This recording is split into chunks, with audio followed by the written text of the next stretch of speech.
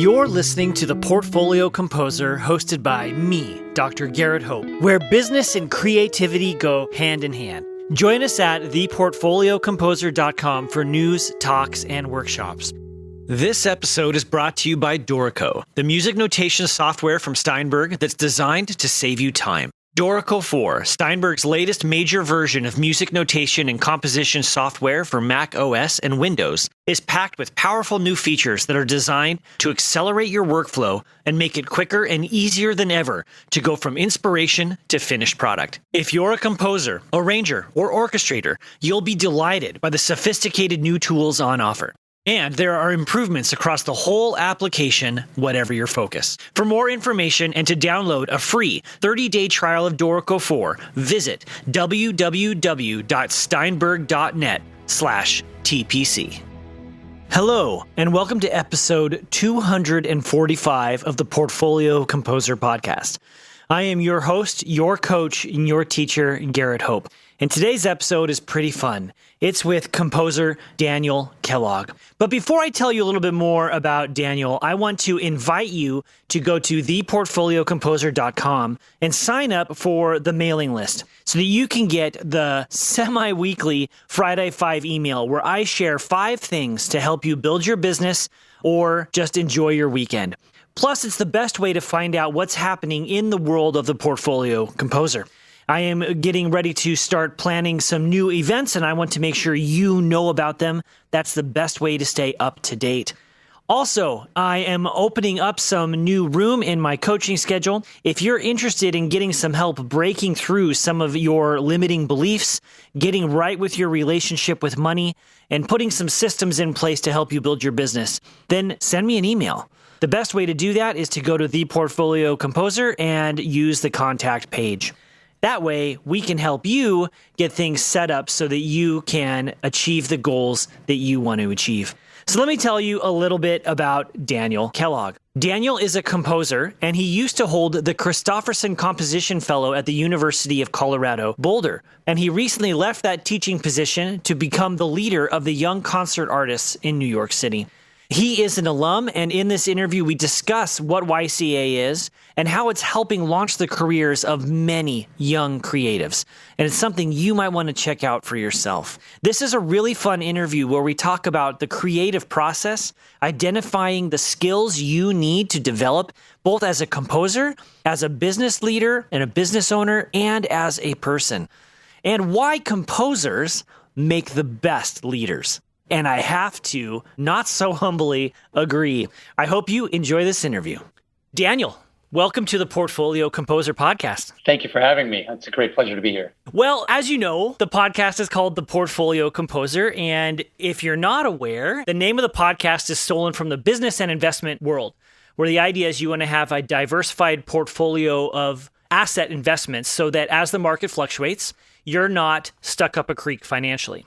And I'm a firm believer that to build a career in the creative arts in the 21st century, we kind of have to do the same thing. So the idea of a portfolio career.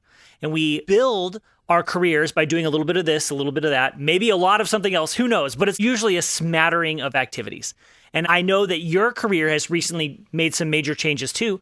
What is in your portfolio? What are all the things you're doing as a creative and as an educator and a mentor to make a living? Sure, it's a great question. My career, I think, so far has had, I would say, 3 big chapters. First was the period when I was finishing up grad school, and my wife and I were freelance musicians sort of in the Northeast. And we were piecing together a living from some church work part-time, a number of engagements, concert engagements for my wife. Myself was some commissions. We also had purchased our first home, and it was a multifamily. So we had some rental income, and we were living very simply. So that was sort of phase 1.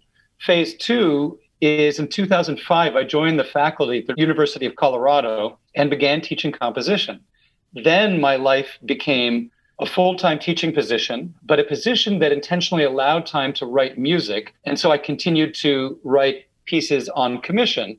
During that time, I was writing a lot of orchestral pieces, but also really enjoyed chamber music, choral music, eventually sort of dabbled in a couple of small chamber operas. But over time, through my work at the University of Colorado, I really found a love for working with other people to build a program, working with donors to help them make philanthropic investments in music and musicians' lives.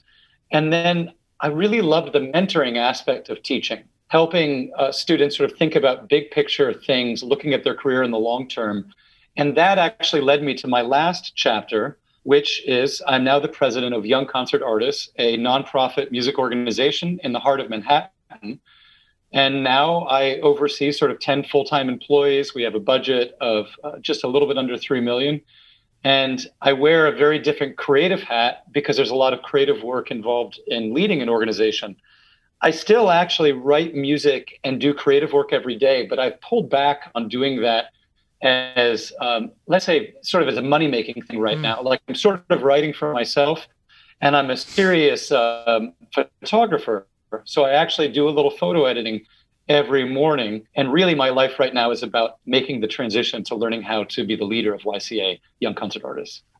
Oh, wow. Tell me a little bit more about YCA. What do you guys do and what's your mission? We started 60 years ago as a way of starting the careers of extraordinary young musicians. Initially, it focused on performers, and they were the kind of performers like Richard Good, Emmanuel Axe, Pinka Zuckerman, Don Upshaw. And then in the 90s, they added a composer in residence position. And that included people like Kevin Puitz, Mason Bates, Andrew Norman. Well, I joined the roster in 2002 as their composer in residence at that time. And they did a lot of work to help my career get started. So we currently manage the careers of these young musicians. We present them in concert in New York and Washington, D.C. We provide them with sort of career guidance and mentorship. That's really neat. I'm curious because I'm thinking about how you're learning about how creative it needs to be this leader, and you're growing in that position. Where is the crossover, or what particular skills are you finding that you developed as a composer and a teacher are working for you in this nonprofit world and as basically a CEO, a leader? How are those skills translating? Oh, that's a great question. When my wife and I first relocated to Colorado, she's a concert pianist. We had our daughter, Kayla. And then over time, as I became, we were raising a child and I was a spouse, and then I was a professor, and then I became leader sort of the composition program. I just found that time was the most precious commodity. And I got really interested in sort of time management, productivity, like sectoring my day so that I could get a lot of different things done. And that has served me very well for the work that I'm doing now. I actually have to be so meticulous about productivity and budgeting time. So I still spend an hour on creative work every single morning because it feeds an itch, a need that I have as a person. Mm-hmm. And then that same creative energy flows into all the other things I do during the day. The other skills that I think I acquired while teaching is leading and working with people. And that was a huge part of my university teaching life. So composition, of course, is a very solitary activity. We close the studio door, we shut out the world, and we try to focus as much as we can. But ultimately, it's a collaborative art form, and our music doesn't exist outside of, let's say, electronic music or media work. It doesn't exist until the performer brings it to life, breathes real life into that music. And that same sense of collaboration, finding a shared vision, moving towards, let's say, a noble goal. And I think artistic endeavors are noble goals, the same way that a nonprofit, I think, has a noble goal. That collaborative work is very much part of what the composer must learn. The people skills, the networking, negotiation of time, building vision. Anyway, that's a bit of a rambling answer, but those are some ideas. No, it was wonderful. You could have kept going. I remember being in grad school, and this was the hardest part because we had to put on these composition recitals, right, as composition students. And what that required of us was recruiting all the players, not just writing the music. And then after recruiting players, we had to rehearse them, we had to manage. And depending on the forces you wrote for, dozens of people are involved in a recital. Yes. It's not like your wife, who, when she gives a recital, she just has to rent the room.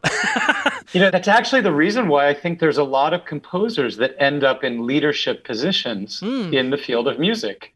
I think of Ralph Jackson, there's William Schumann, there's all kinds of examples, because you acquire all of these people, networking skills, managing relationships, keeping them all going. Yes. You are a company of one as a composer, we always have been, Now the regular performer has to be a company of one, but that's a newer evolution of the music field. Yeah, it really is. But I'm just fascinated by that. If you could turn back the clock, let's say when you started your university career at CU, so go back to 2005, and knowing what you know now, what would you focus on to prepare you for the kind of role you have? Would you have tried to learn more about networking or these other things you're mentioning? Or you said you didn't focus on time management. I'm not saying one's more important. I'm just curious. You're talking about the role that I have now as president of a all nonprofit. Yeah. So if you could go back to 2005 and you were looking forward and you're like, okay, I know in 17 years I'm going to be doing this, then what? Probably the thing that would have been most helpful would just be to focus on growth as a human being. How do I have the presence to deal with a difficult situation, an upset person, a production deadline that's not going the way that we expected? That one of the things that I find so enjoyable about the work that I do now is every day is filled with engaging with all kinds of different people. So there's artists on our roster. We're talking about projects. We're putting together recitals. We're working towards artistic goals. There's staff members who need my input, my go-ahead to get all kinds of work done, and we're trying to move with the shorthand. There's board members who are these incredibly generous people who want to give themselves, their time, and their philanthropic resources to see the arts move forward.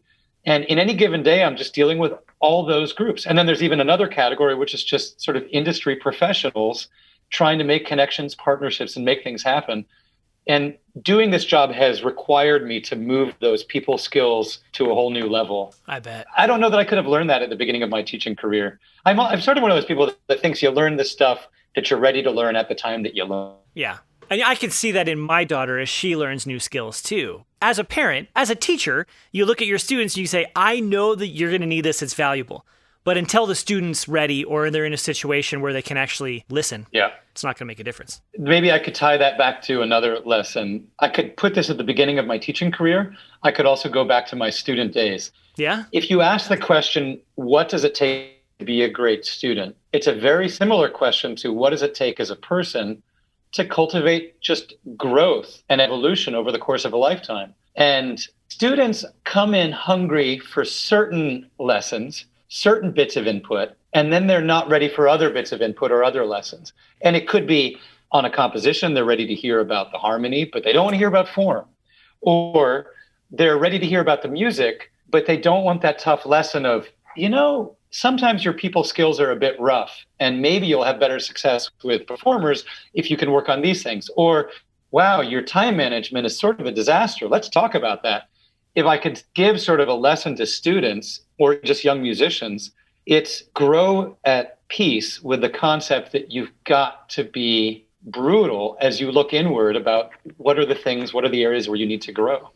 So I think that's a lesson that I could have learned better as a young faculty member, that when you become in the leadership position, those lessons just become so accelerated because the stakes, the pressures, the intensity, the demands on one's time are just that much more intense. Yeah, sure.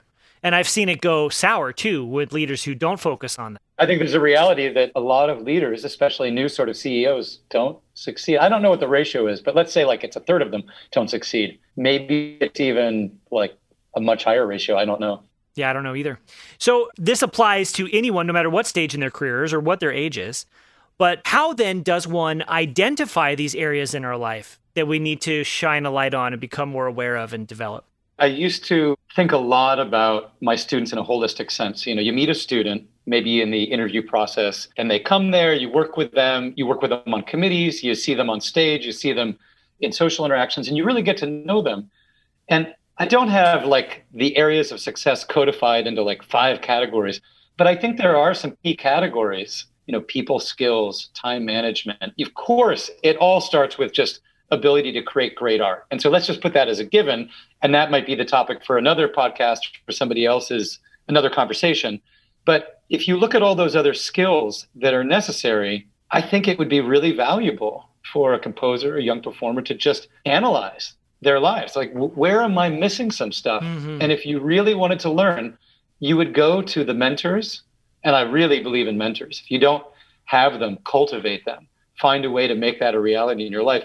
But go to the people that are really close and say, where am I deficient? Where do I shine? Where am I deficient? And if somebody says time and somebody else says, yeah, I don't think you manage a calendar really well, and it always takes a long time to get an email back from you, then you're like, wow, I'm hearing some feedback from more than one source. Now you know.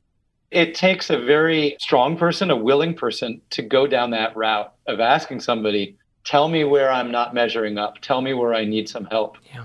But there's incredible strength when you begin to get those answers, because once you get over the shock of like the feedback, and it is painful to get feedback, then you can go, okay, what am I going to do about that? Yeah, I agree. And those moments when I've done that have been transformative. But I would caution people to only ask that question to someone who you know is in your corner, so that they can give you the truth without wounding. And you have to learn to receive that a little bit. I think that's excellent. You're absolutely right. It's a very vulnerable place to go to somebody and say, where do I need some work?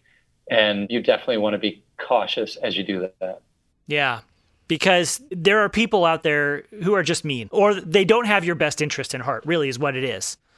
You could go to social media and say, where do I need to grow? And that's not going to be as helpful as the person who's known you for 15 years or your current teacher or whomever. Yeah, absolutely. I would only ever ask those in private one-on-one conversations, Yeah, well, me too. over coffee, set up some ground rules. But it does remind me of another way that I think is really helpful for identifying areas where you want to grow and acquire some skills. And that's simply taking the time to do some self-evaluation. Mm-hmm. I don't think that we do that often enough. I mean, once a week, you could look back and go like, how was my productivity this week? How were my writing sessions? How did I manage the time around that? Did I set goals? Did I meet those goals? A few years ago, one of my favorite books became Deep Work by Cal Newport. Sure. Yep. And it's a phenomenal book where he talks about how does one get really deep work done in a very divided age, especially a digitally divided age. And this was at a time when I was wrestling with how do I juggle all of the teaching responsibilities, the university responsibilities, the parenting, the spousal things, and still get great music written. And the answer became, I had to shift to become a morning composer. I had to do my creative work first thing in the day. I had to try to get 2 or 3 hours of writing in before I ever really dealt with students or other people. And I had to institute some other practical things. I had to turn my internet off when I was doing my writing. I had to not look at an email until after all of that early morning writing was done. And Deep Work digs into this in such a profound way. But I think that part of that process for me was also evaluating it. Okay, I had these goals. Did I meet those goals every week? Did I carve out the time to write music? Did I get up as early as I wanted to? What do I need to do differently? And when you're doing that self-evaluation, you're also going to uncover the areas where you need to do better. If I were a composer and I had a premiere, doing an evaluation after the premiere, how did that go? Mm-hmm. Was I as prepared as I wanted to be? Did I communicate with the ensemble in advance? Did my introduction from the stage go really well? Did I do the follow-up thank you note that one should always do after an engagement? And that feedback will turn up stuff that should then be the area of growth. Okay, so what I'm hearing you say, if we're going to put this in encapsulated form, you mentioned the self-reflection part. Do you journal then as part of this kind of weekly, daily process of reflection and looking back? I do, actually. I have, especially now that I'm in this role, I have very clear morning routines and a very clear routine at the end of the day. I do believe in journaling. I think it's great. Write down a few things from the day before, things you're thinking about, things that are exciting, things that are troubling. I'm also just an advocate and I practice gratitude. I write down lists of things I'm thankful for every morning. Yeah. But then at the end of the day, I actually do sort of a little checkout procedure for myself when I'm sort of closing up work for the day. I do a last run through my inbox and I try to work towards inbox 0. I write down the short list of little tasks I hope to get to the next day. I write what worked well today, what didn't work well today, what are my 3 biggest priorities for tomorrow. This is really mostly related to my work running young concert artists, but it's a really effective way to actually just evaluate the day, set up some expectations for tomorrow. Some days I really map out my time. I do have very clear goals of doing some deep work, some bigger thinking before 10 or 11 a.m. And I try to push off all of my meetings till 11 a.m. or later. And I'm an early riser. I get up and start my day at about 5 a.m. Me too. And then I do other things every day, but I run like 5 days a week. I'm very strict about that, and I do some other stuff. So I'm a big fan of routine and structure. Good. Well, I think there's freedom in the routine and the structure, and you've seemed to find that yourself. Absolutely. This episode is sponsored by Dorico, the future of scoring. And we want to feature real Dorico users so you can know that real composers out in the world today are using Dorico to make their careers happen. My name is Joseph Soa, and I'm a professional composer and founder of the Wizarding School for Composers, where I teach other composers and musicians to write powerful music with ease. Dorico saves me so much time. I often joke that one of the other programs in particular is a kind of copyist job employment security, just because of how much time it takes to make parts and to fiddle with little details that all you have to do in Dorico is check a checkbox. The biggest thing I like about Dorico is how much you can do from the keyboard. As a result of that, Dorico enables you to put in music and edit music so quickly. I love the fact that I can select multiple staves and input notes into multiple staves all at one time. That's a ton of fun and saves me time. I think the big thing about version 4 that gets me really excited is all the workflow improvements. Taking the processes of me putting the music and me editing the music and making it even faster and even more flexible. One of the things I'm particularly excited about the new version is the note transformation tools, just the ability to rotate and invert and rearrange different musical materials.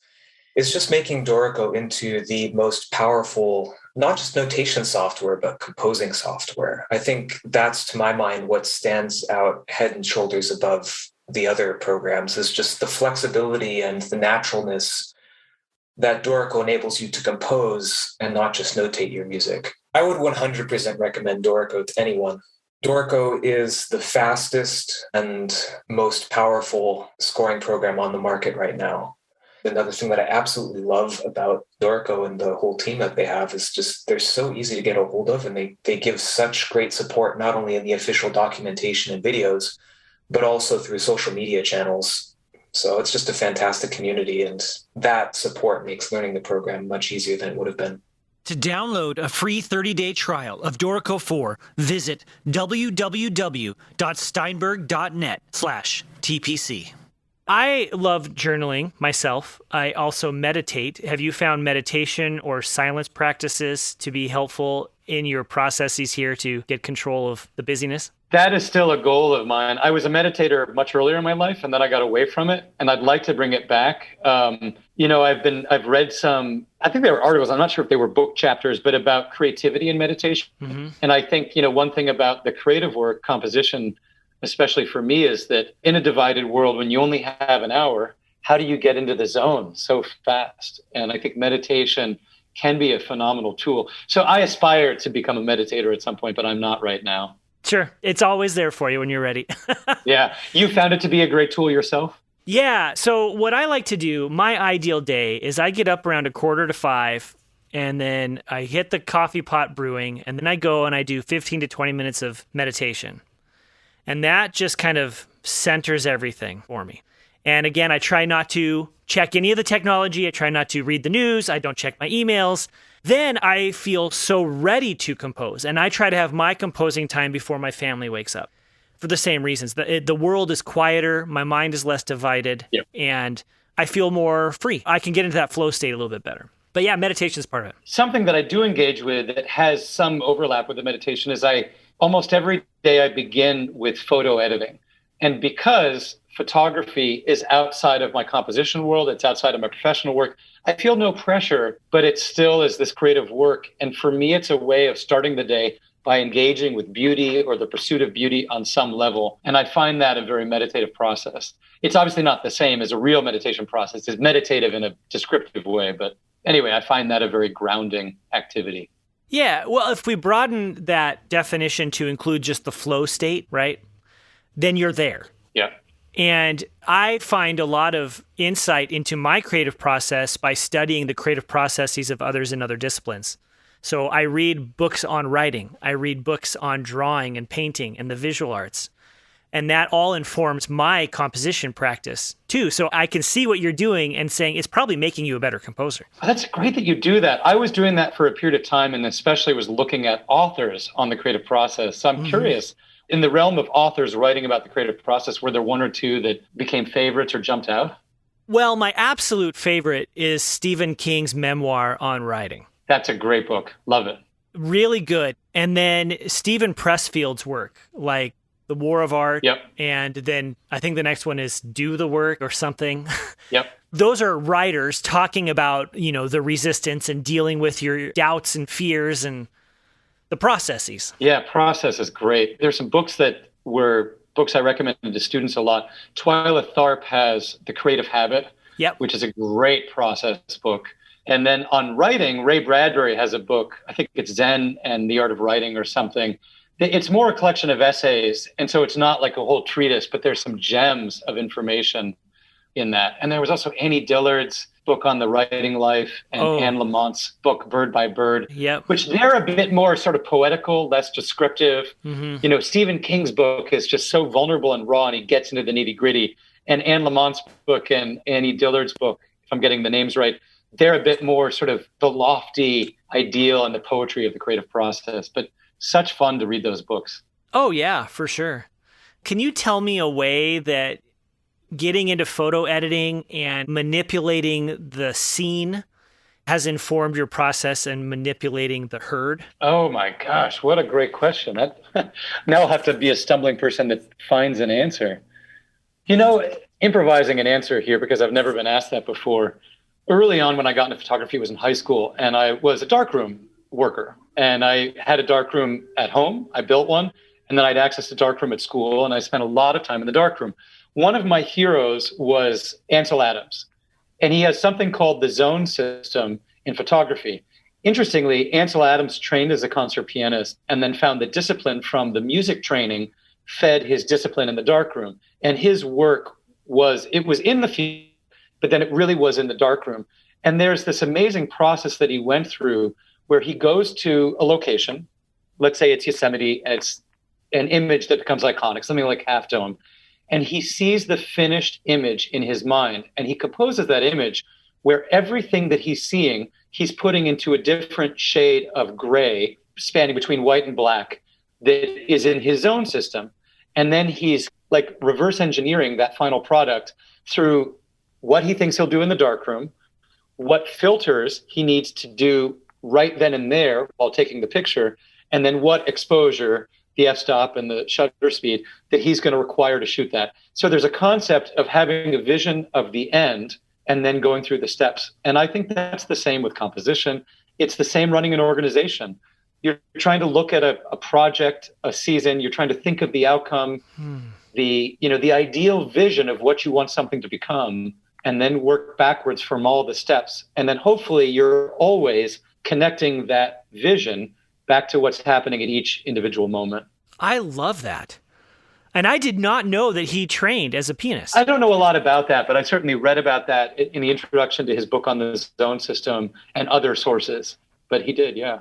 When I was in middle school, so this would have been early 90s, I took photography class, and the art teacher then pulled about half a dozen of us and did a whole second semester. And basically, we had unlimited access to the darkroom and chemicals and paper and everything. And boy, did I learn so much about creativity. But the lesson that was really stuck with me is my teacher saying, you're going to shoot, and this is in the era of film, obviously, right? Yep. You're going to shoot a roll of 30 to 33 pictures, and maybe 10% are going to be what you're going to share with the world. And I think as composers, we put all this pressure on ourselves that every new piece has to be groundbreaking. It's going to be great. And we're never writing for mediocrity, right? Okay, let's admit that. Right.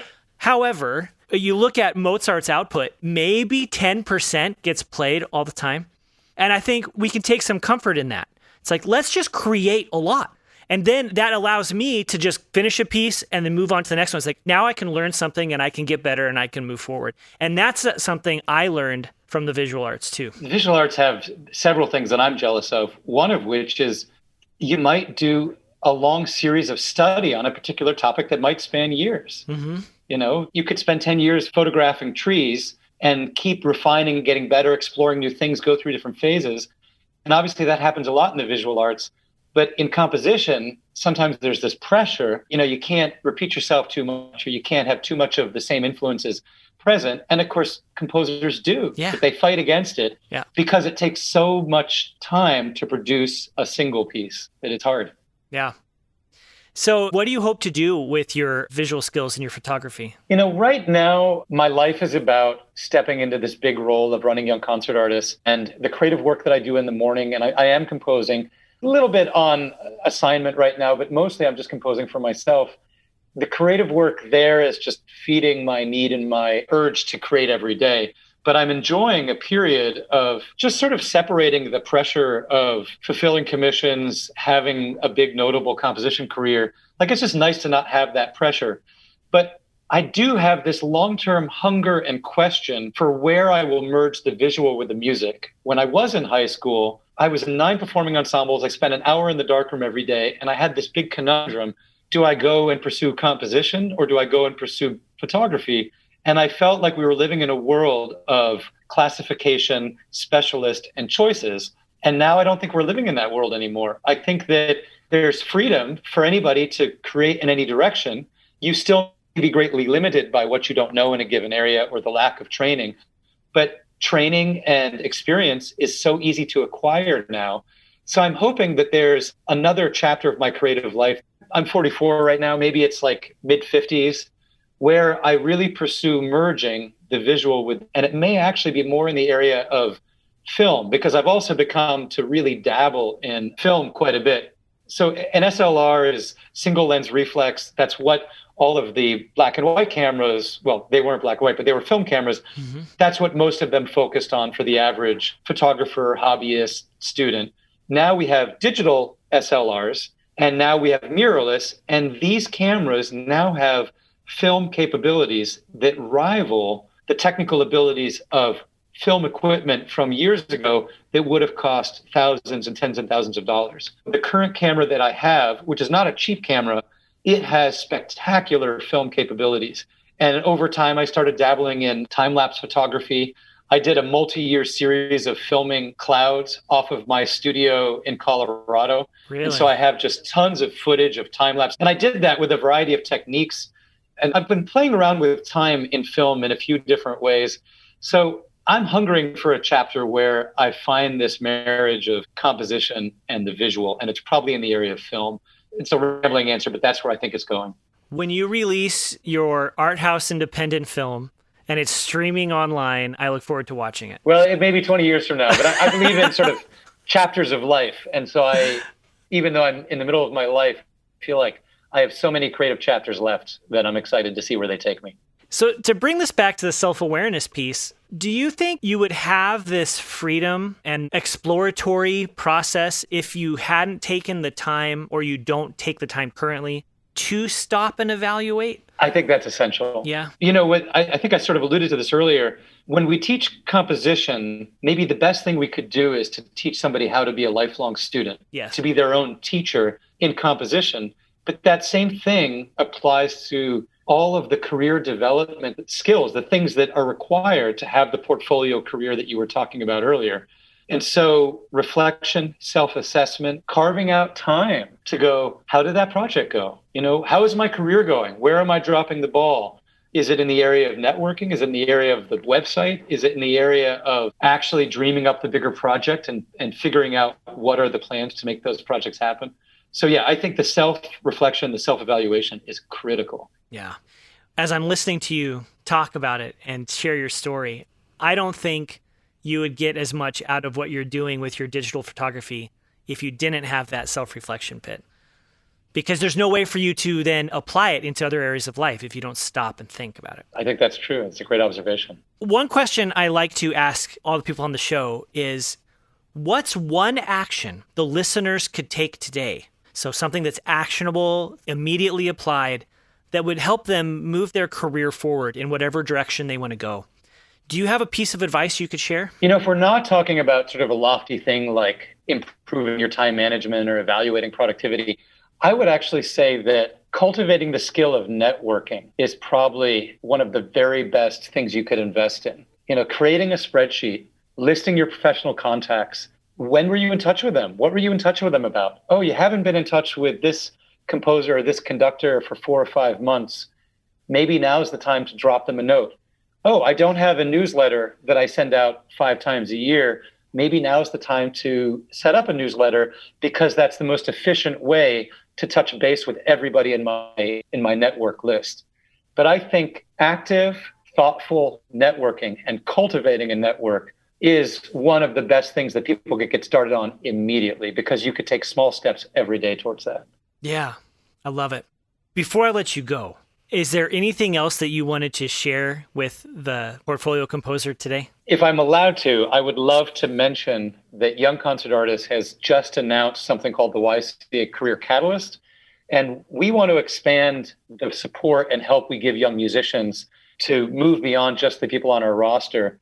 So we have partnered with Group Muse, which is a platform to help musicians self-produce and share online concerts and get paid to do it.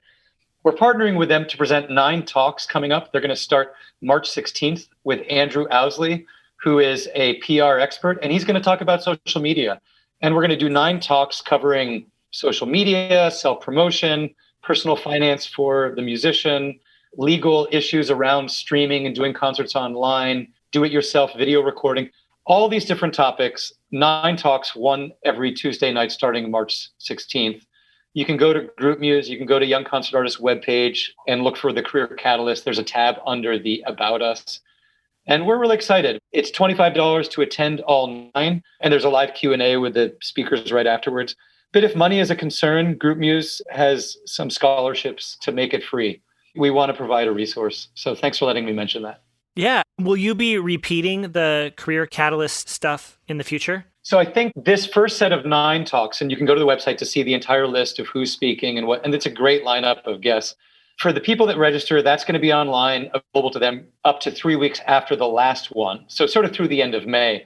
Then we're going to take portions of those and put them on YouTube for free.